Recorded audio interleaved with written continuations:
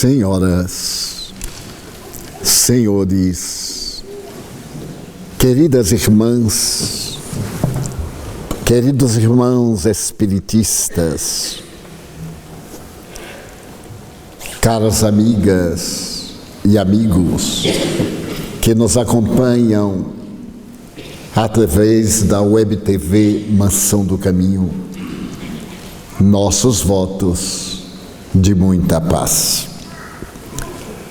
Tratava-se da Faculdade de Medicina de Praga, a veneranda capital das repúblicas tcheco e eslovaca na época.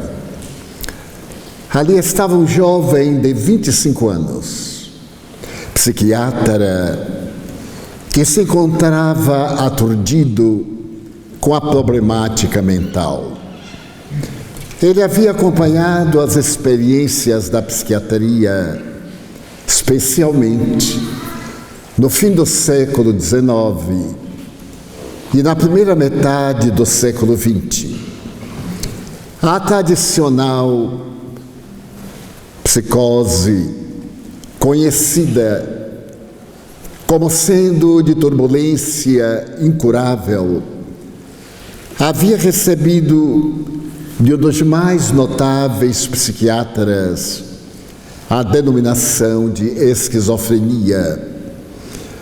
E a esquizofrenia que aturdia a humanidade desde os primórdios constituía um dos maiores desafios à psiquiatria naquela oportunidade. No anfiteatro da universidade, o jovem médico havia reunido algumas autoridades da psicologia e também alguns pacientes considerados incuráveis. A sua era uma proposta algo leviana, porque aqueles pacientes resistiam a toda tentativa terapêutica então vigente.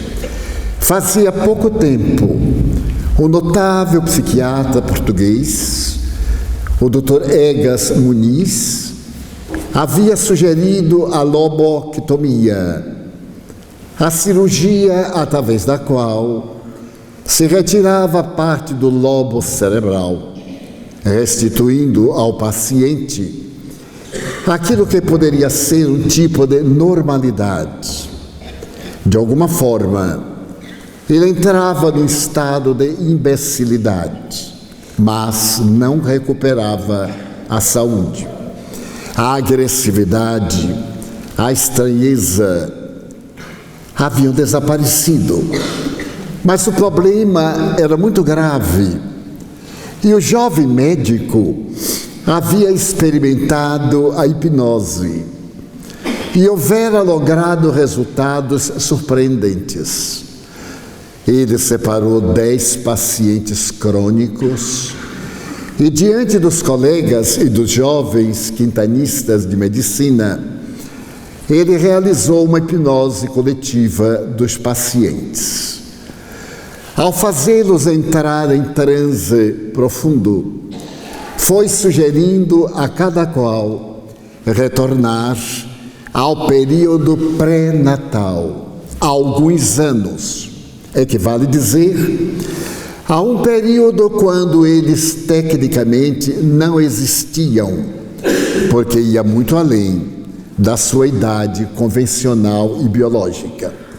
Para surpresa, cada qual narrava uma história muito peculiar e asseverava em conjunto aquele grupo que a enfermidade de hoje era resultado de um grave problema de culpa que o seu inconsciente profundo não havia conseguido digerir. Para o pensamento da neuropsiquiatria da época, o inconsciente era aquele oceano que comportava tudo quanto as ciências mentais ignoravam.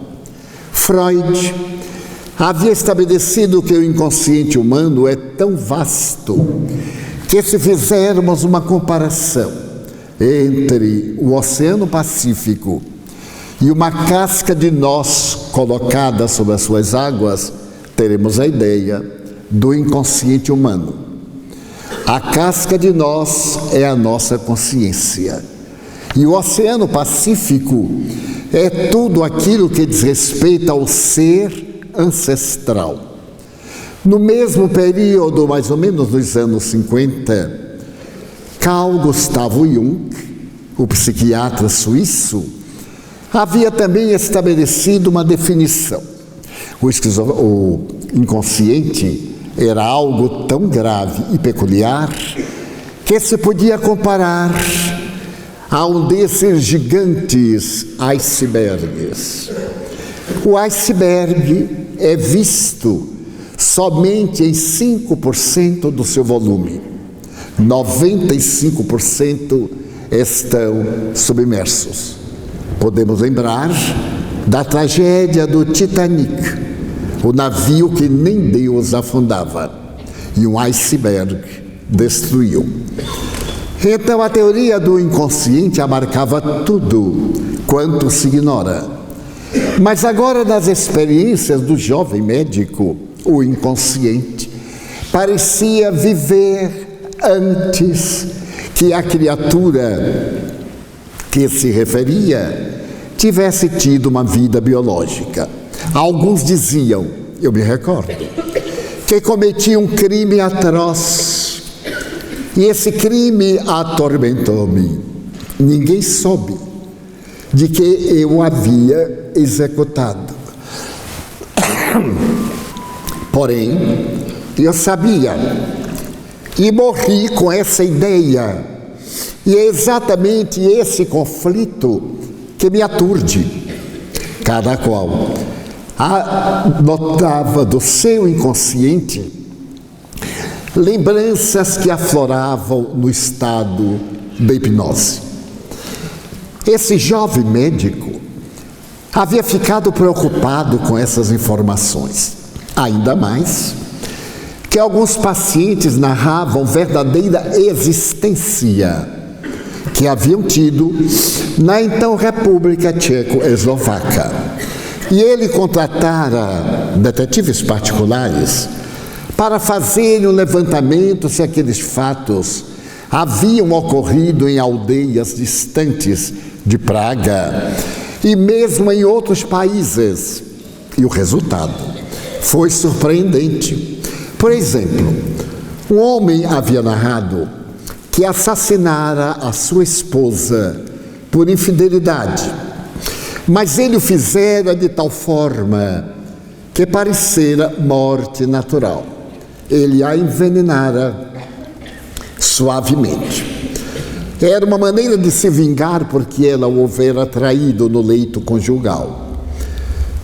Na cidade citada pelo paciente em Praga, havia realmente a história de um matrimônio no século passado, que de repente a mulher faleceu sem uma enfermidade conhecida, começou a murchar, a entrar no estado de depressão maníaco e logo depois desapareceu. E o viúvo também, na sucessão do tempo, abandonou a cidade. As experiências eram muito claras.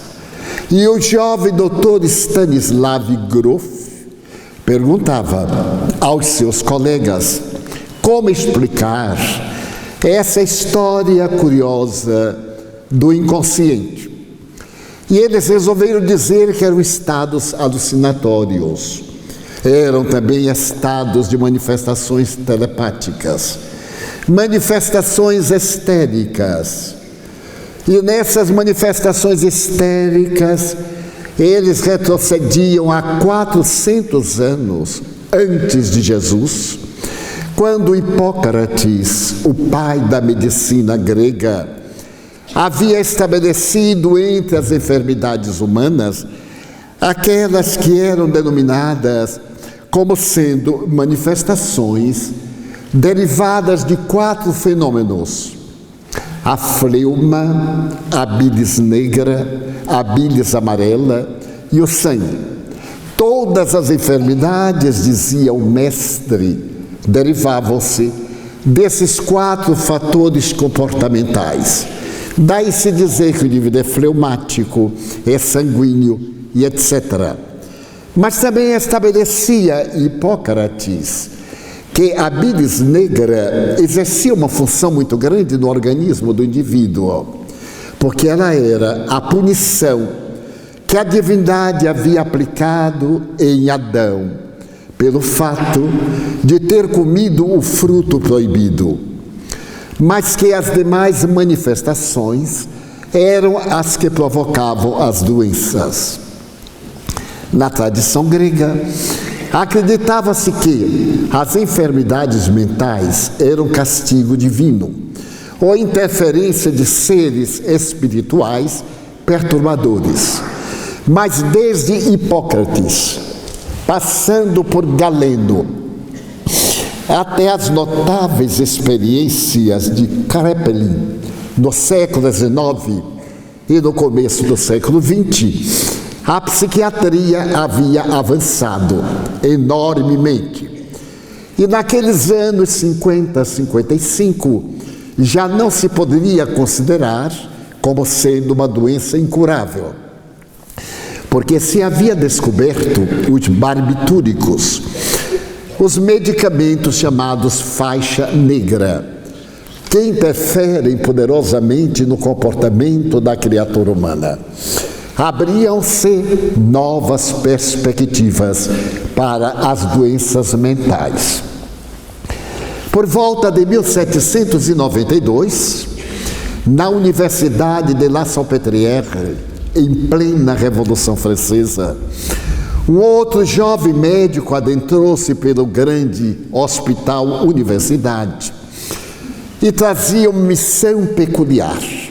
Naquele grande hospital havia uma ala chamada Labicêtre. Em Labicêtre havia 53 pacientes condenados à morte. Eram esquizofrênicos. Ali estavam internados como bandidos em celas fechadas e não se abriam sequer para dar-lhes o alimento. Permaneciam até a morte.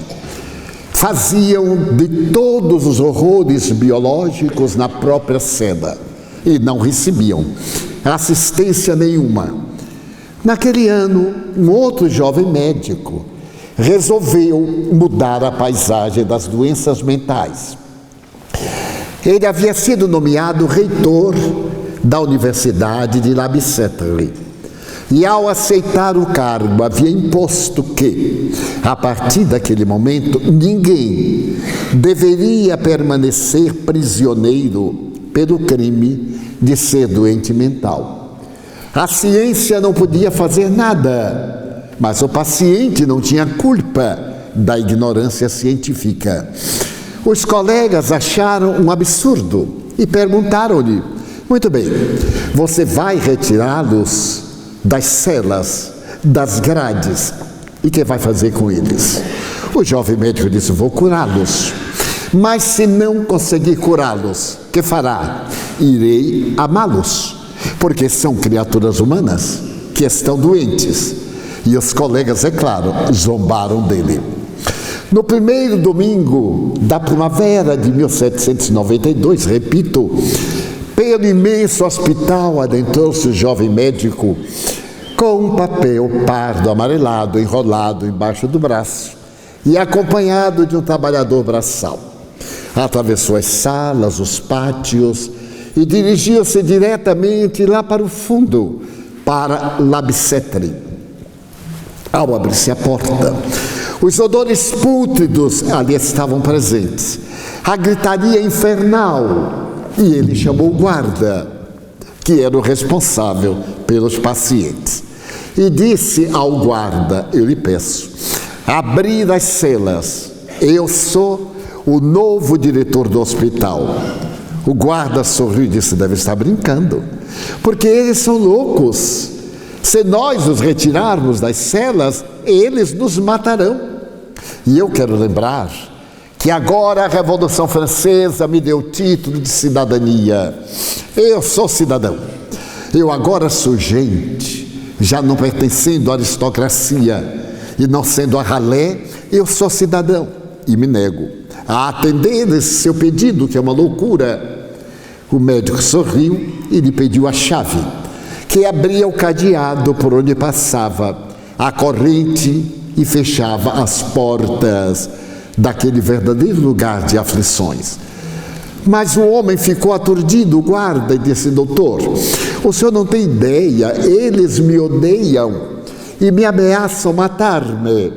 O médico voltou-se para o estranho, que era um trabalhador braçal, e disse: serre as correntes. Era um serralheiro. E ele disse: quando eu fui contratado, eu não sabia de que se tratava. Mas se eu acho que eu posso libertar esses loucos, ouça, doutor, esse alarido, essa loucura, eu me nego a fazer isso. O guarda tem razão, eles nos matarão. Mas nós agora, o povo cidadão, ninguém vai ter mais importância. Mas o doutor vai entrar na história. Foi naquele momento que o médico tomou a chave